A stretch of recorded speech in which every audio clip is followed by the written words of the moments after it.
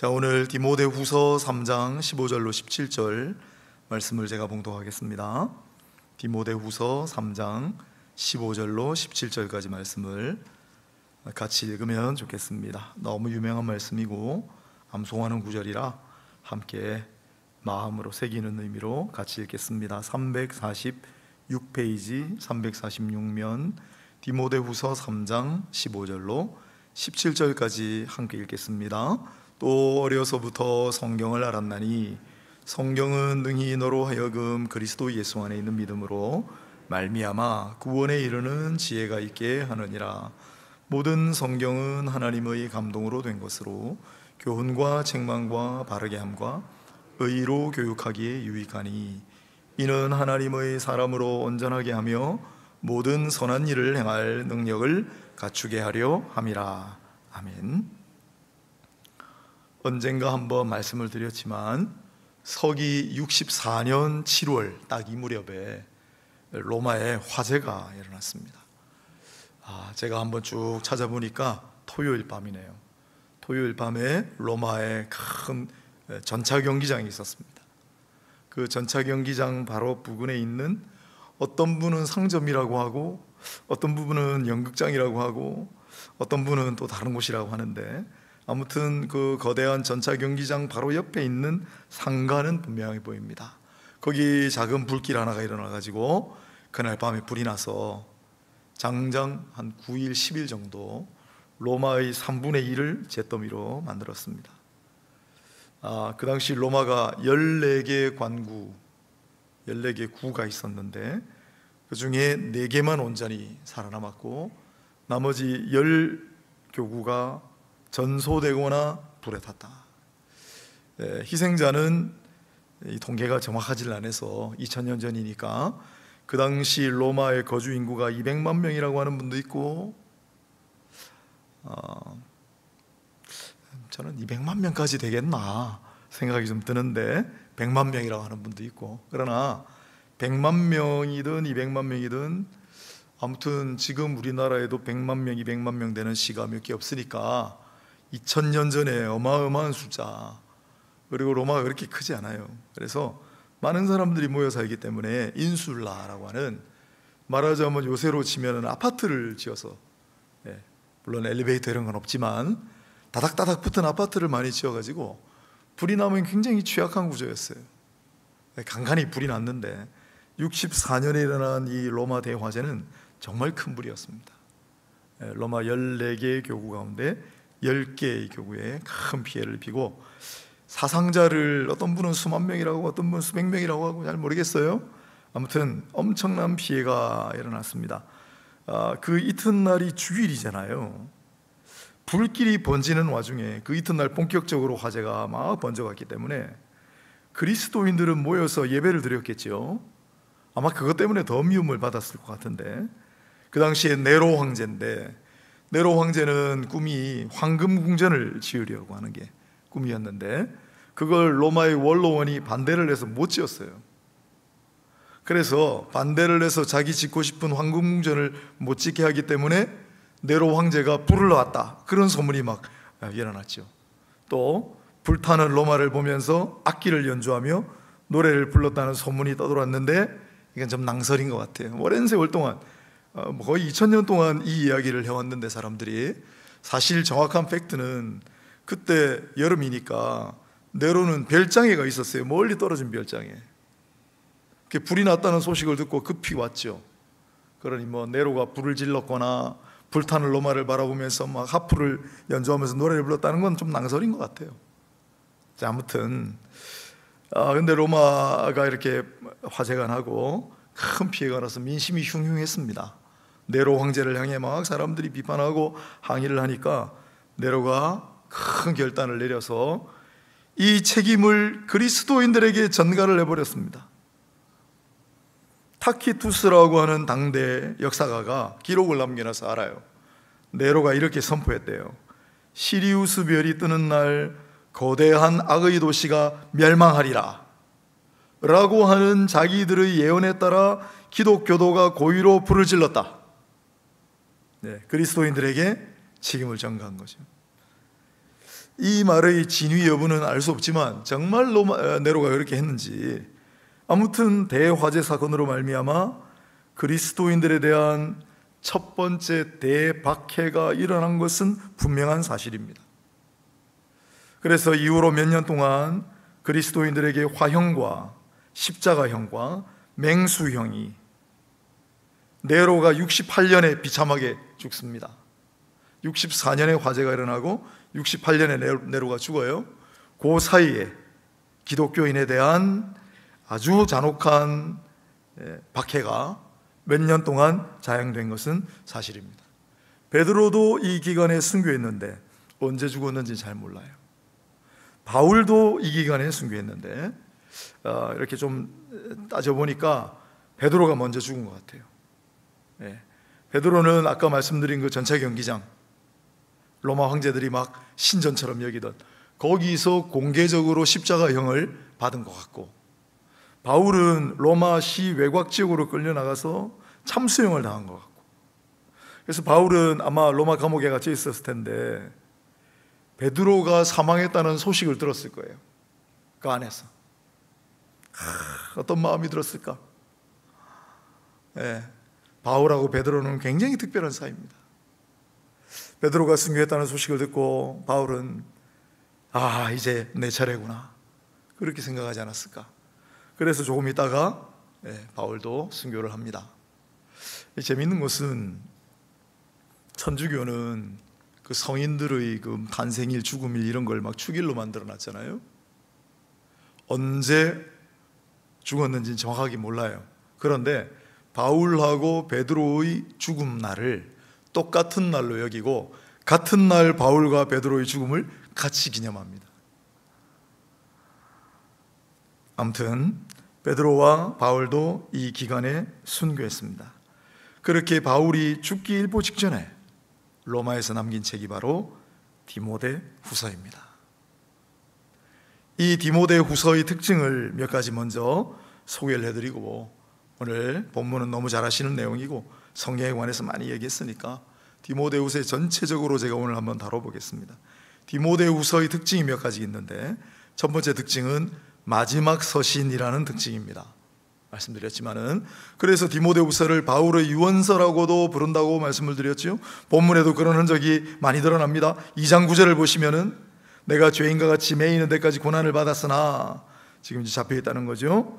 그리고 4장 6절로 8절에 전제와 같이 내가 벌써 부어지고 나의 떠날 시각이 가까웠도다. 나는 선한 싸움을 싸우고 나의 달려갈 길을 마치고 믿음을 지켰으니 이제후로는 나를 위하여 의의 멸류관이 예비되었으므로 주 곧 의로우신 재판장이 그날에 내게 주실 것이며 내게만 아니라 주의 나타나심을 사모하는 모든 자에게 노니라. 하도 많이 해가지고 제가 빨리 읽었습니다. 내가 전제와 같이 부어지리라. 죽을 때가 됐다네. 피를 흘리면서 내가 죽임을 당하리라. 그러나 믿음의 선한 싸움을 달려왔다. 이제 내가 가면 주께서 멸류관을 가지고 나를 기다리실 것이다. 나뿐만 아니라 주님을 사모하는 모든 자들에게 그리할 것이다 라고 얘기합니다. 정말 마지막을 예언하는 듯한. 두 번째는 개인적인 서신이다 라고 말씀을 드릴 수 있습니다. 사랑하는 영적 아들 디모데 개인에게 쓴 편지이기 때문일 뿐만 아니라, 디모데후서에는 유독 많은 사람들의 이름이 등장하면서 한 사람 한 사람을 향한 그러한 관심이 잘 드러난 서신인데, 먼저 1장 5절에 보면 디모데의 할머니 로이스와 어머니 유니게를 유일하게 거론하는 성경이 바로 디모데후서고, 바울에게 애정과 도움을 주었던 인물들, 즉 오네시보로 1장 16절, 그리고 4장 10절부터 이름들이 쭉 나옵니다. 그레스게, 디도, 누가, 두기고, 브리스가와 아굴라, 에라스도, 으블로, 부데, 리노, 글라우디아 등의 이름들이 거론이 됩니다. 우리가 잘 아는 이름, 누가라든지 디도라든지 이런 사람도 있고, 글라우디아 뭐 하는 사람인지 잘 모릅니다만 바울이 이름을 다 드러났습니다. 뿐만 아니라 이 디모데후서에는 바울을 대적하고 배신한 사람들 이름도 다 적어놨습니다. 다른 서신에는 별로 없는데, 바울이 원래 안 그랬는데, 근데 이게 마지막인 줄 알아서 그랬는지 전부 다 적어놨어요. 그 이름들을 보면 1장 15절에 부겔로하고 허모게네가 속을 썩였다. 2장 17절에 보면 후메네오와 빌레도가 나를 힘들게 했다. 또 4장 10절에 보면 대만은 이 세상을 사랑하여 나를 버리고 떠났다. 4장 14절에 보면 구리 세공업자 알렉산더가 내게 해를 많이 입혔음에 주께서 그 행한 대로 그에게 갚으시리니 너도 그를 주의하라. 그가 우리 말을 심히 대적하였느니라. 알렉산더. 이렇게 바울을 대적한 사람들 이름을 다 적어놨어요. 굉장히 개인적인 관심이 두드러진 성경인데,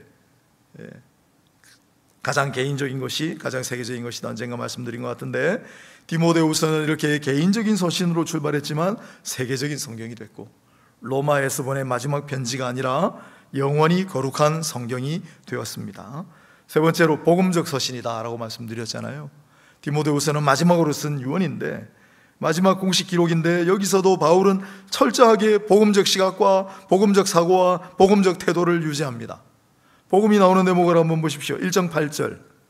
그러므로 너는 내가 우리 주를 증언함과 또 주를 위하여 갇힌 자 된 나를 부끄러워하지 말고 오직 하나님의 능력을 따라 복음과 함께 고난을 받으라. 1장 11절. 내가 이 복음을 위하여 선포자와 사도와 교사로 세우심을 입었노라. 2장 8절. 내가 전한 복음대로 다윗의 시로 죽은 자 가운데서 다시 살아나신 예수 그리스도를 기억하라. 2장 9절. 복음으로 말미암아 내가 죄인과 같이 매이는 데까지 고난을 받았으나 하나님의 말씀은 매이지 아니하노라. 복음, 마지막 유언입니다. 개인적인 관심이 두드러진 서신입니다. 그러나 복음을 강조하고 있는 서신이 바로 디모데후서예요. 오늘은 디모데후서 중에도 3장을 특히 묵상하려고 합니다. 3장에 나와 있는 이 주제들은 전체를 아울러서 반복되기도 하고, 또한 디모데서뿐만 아니라 우리 기독교에서 아주 중요한 그러한 주제들을 다루고 있어요.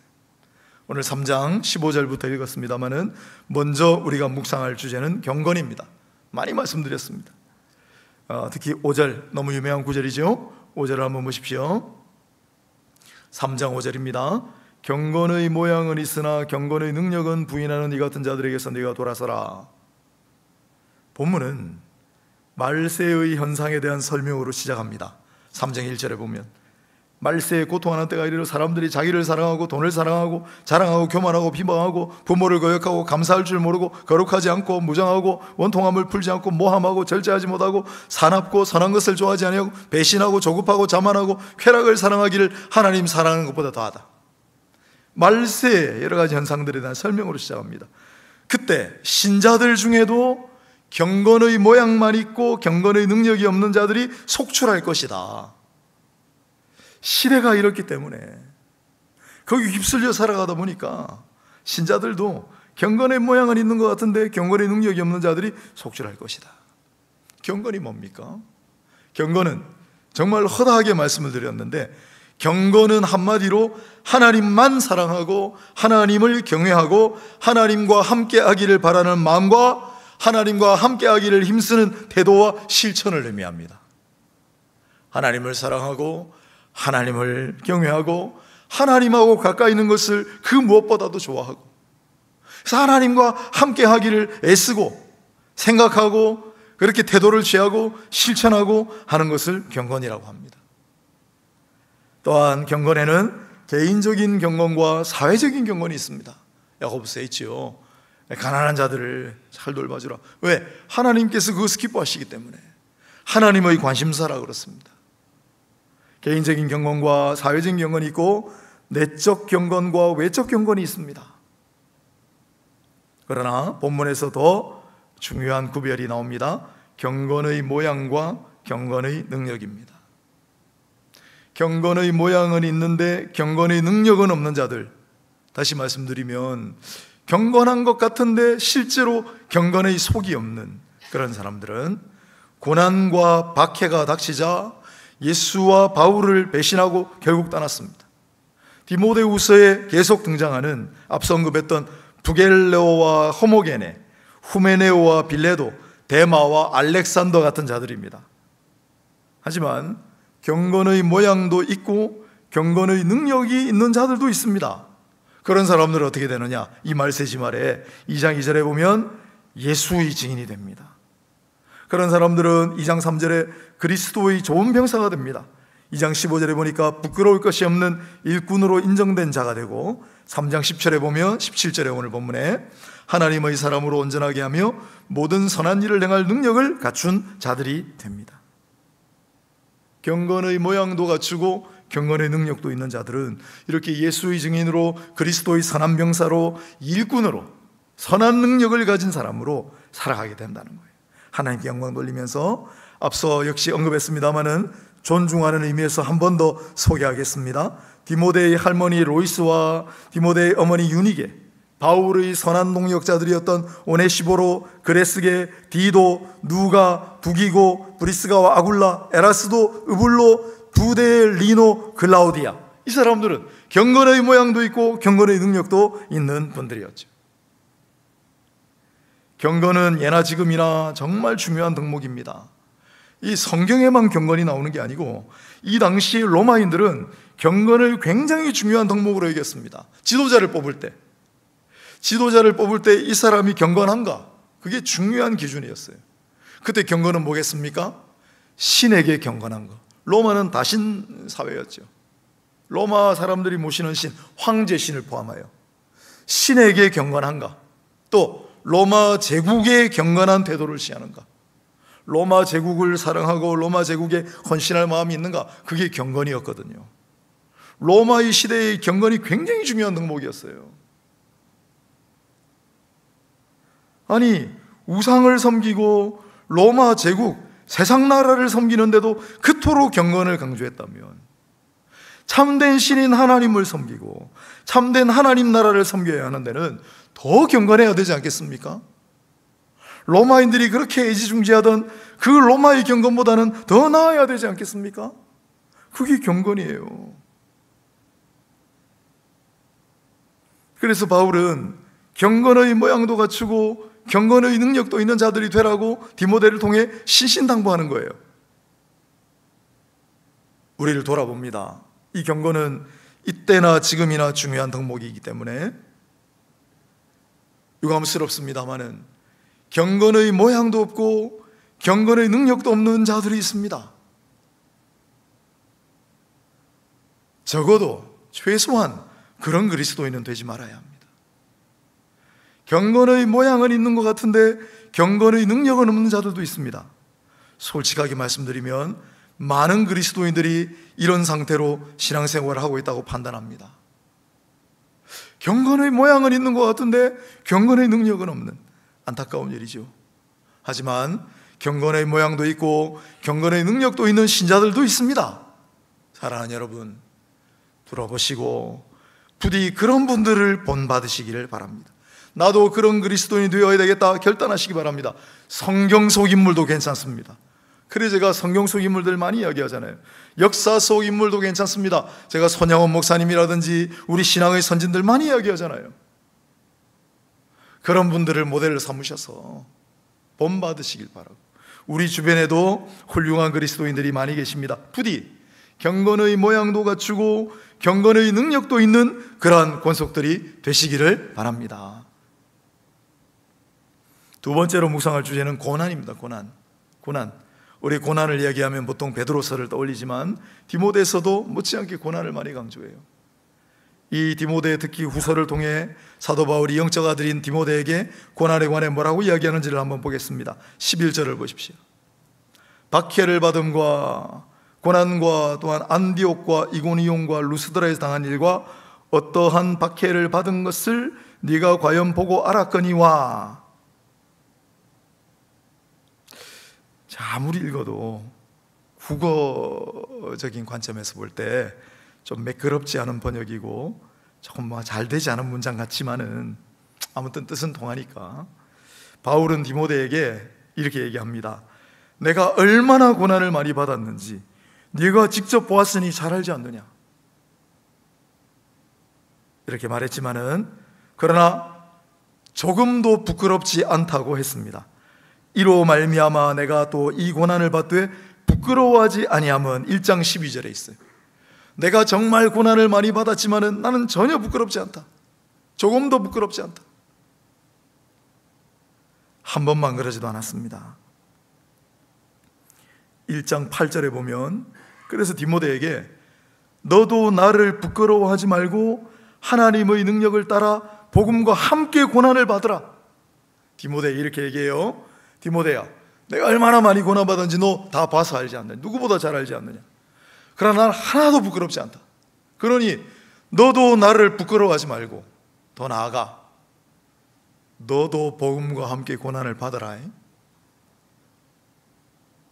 또 얘기합니다. 2장 3절에 너는 그리스도 예수의 좋은 병사로 나와 함께 고난을 받으라. 디모데야, 나와 함께 고난을 받자. 너도 함께 고난을 받자. 아니 뭐 그리 좋은 일이라고. 얘야, 너도 나와 함께 고난을 받자. 뭐 그리 좋은 일이라고 그렇게 얘기했을까요? 12절에 다시 봅니다. 12절, 무릇 그리스도 예수 안에서 경건하게 살고자 하는 자는 박해를 받으리라. 그게 좋아서 꼭 고난을 받아야 된다는 뜻이라기보다는 경건한 그리스도인이 되기 위한 필수 목록 중에 하나가 바로 박해다, 이런 의미예요. 경건한 그리스도인이 되기 위해 필수적인 목록 중에 하나가 바로 박해다. 그러니 너도 나와 함께 복음과 함께 고난을 받아야 된다. 바울이 마음대로 지어낸 얘기가 아닙니다. 주님의 말씀이에요. 제가 한번 읽어보겠습니다. 어디에 나오는지 한번 생각해 보세요. 의를 위하여 박해를 받는 자는 복이 있나니 천국이 그들의 것임이라. 나로 말미암아 너희를 욕하고 박해하고 거짓으로 너희를 거슬러 모든 악한 말을 할 때에는 너희에게 복이 있나니 기뻐하고 즐거워하라. 하늘에서 너희의 상이 큼이라. 너희 전에 있던 선지자들도 이와 같이 박해하였느니라. 마태복음 5장 10절로 12절입니다. 아시다시피 산상수훈 가운데 팔복 중에 마지막 부분이에요. 그런데 예수님께서 다른 7가지 복은 문장이 하나예요. 심령이 가난한 자는 복이 있나니 천국이 그들의 것임이라. 한 문장이에요. 한 문장 전부 다. 마음이 청결한 자는 복이 있나니, 화평케하는 자는 복이 있나니. 그런데 마지막 8번째 복은 무려 3문장이에요. 이것만 그렇게 하셨어요.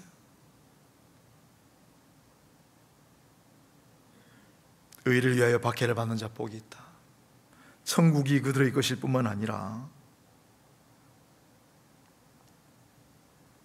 기뻐하고 마땅히 즐거워할 일이다.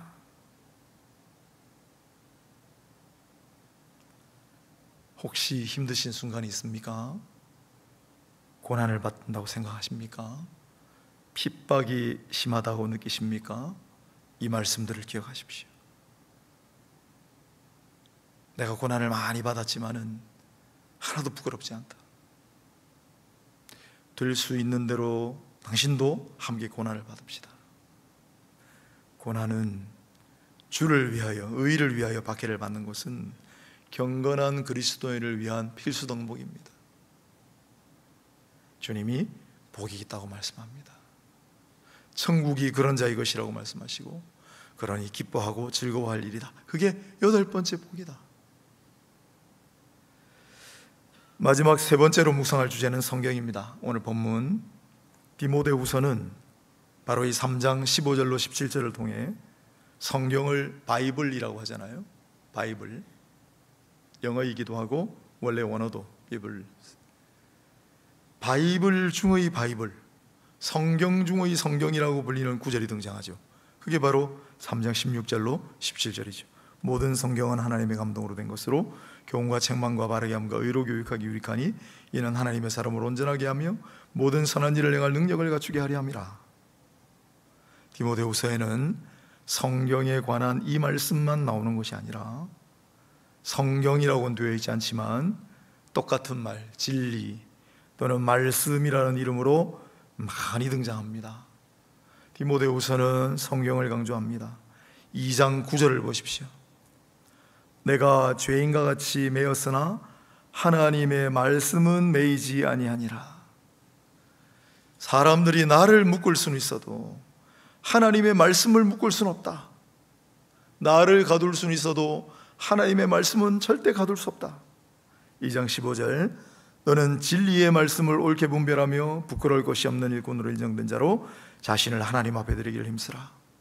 진리의 말씀을 옳게 분별하라 라고 되어 있잖아요. 4장 2절 너무 유명한 구절이죠. 너는 말씀을 전파하라. 때를 얻든지 못 얻든지 항상 힘쓰라. 말씀을 전파하라. 4장 17절 주께서 내 곁에 서서 나에게 힘을 주심은 나로 말미암아 선포된 말씀이 온전히 전파되어 모든 이방인이 듣게 하려 하심이니 내가 사자의 입에서 건짐을 받았느니라. 주께서 내 곁에 서서 나에게 힘을 주시는 까닭은 나로 말미암아 말씀이 온전히 전파되게 하기 위해서다. 그 일을 위해서라면 주님은 능히 사자의 입에서도 나를 끄집어내실 수 있는 분이다 라는 뜻입니다. 말씀. 오늘 전체 내용을 정리를 해보겠습니다. 경건을 얘기했어요. 경건의 모양도 갖추고 경건의 능력도 갖추라고 했습니다. 어떻게 하면 되지요? 말씀으로. 오직 말씀으로. 말씀을 가까이 하고 말씀을 깊이 묵상하고 말씀을 실천하고 앉으나 서나 말씀 생각. 오직 말씀으로 경건하게 된다. 경건의 모양도 갖추고 경건의 능력도 갖추는 것은 오직 말씀으로.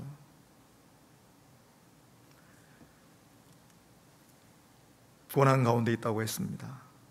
우리가 무엇으로 고난을 헤쳐갑니까? 말씀으로. 우리는 무엇으로 핍박을 견딥니까? 말씀으로.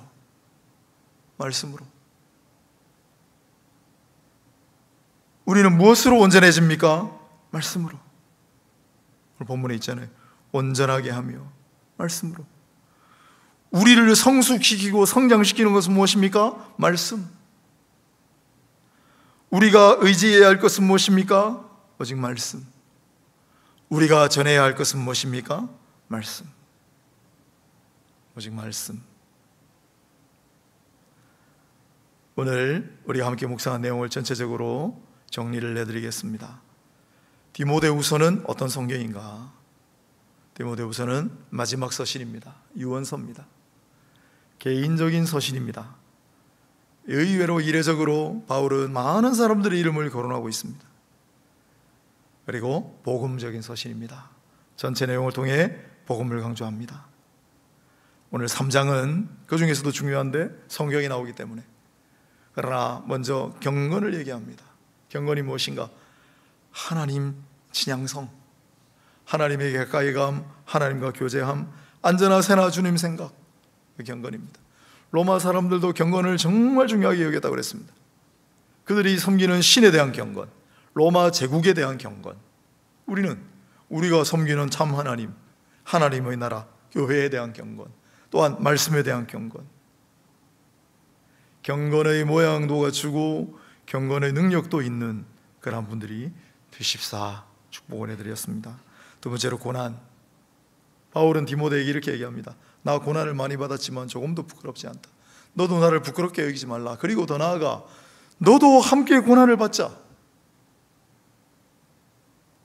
복음과 함께 고난을 받으라. 고난 받을 때 조금도 부끄럽게 여기지 말라. 주님 말씀을 소개해드렸습니다. 그리고 성경. 우리가 붙들고 의지해야 할 것은 무엇입니까? 성경. 우리를 온전하게 만들 수 있는 것은 무엇입니까? 성경. 우리를 경건한 자로 만드는 것은 무엇입니까? 성경. 우리를 고난 가운데 견디게 하는 것은 무엇입니까? 하나님 말씀. 하나님 말씀으로. 하나님 말씀을 사랑하고 하나님 말씀을 가까이 하고 하나님 말씀을 묵상하고 하나님 말씀을 실천하고 하나님 말씀에 정통하고 하나님 말씀으로 잘 견디고 성숙하며 또한 하나님 나라의 영광을 위하여 살아가시는 모든 권속들이 되시기를 주님의 이름으로 축원합니다.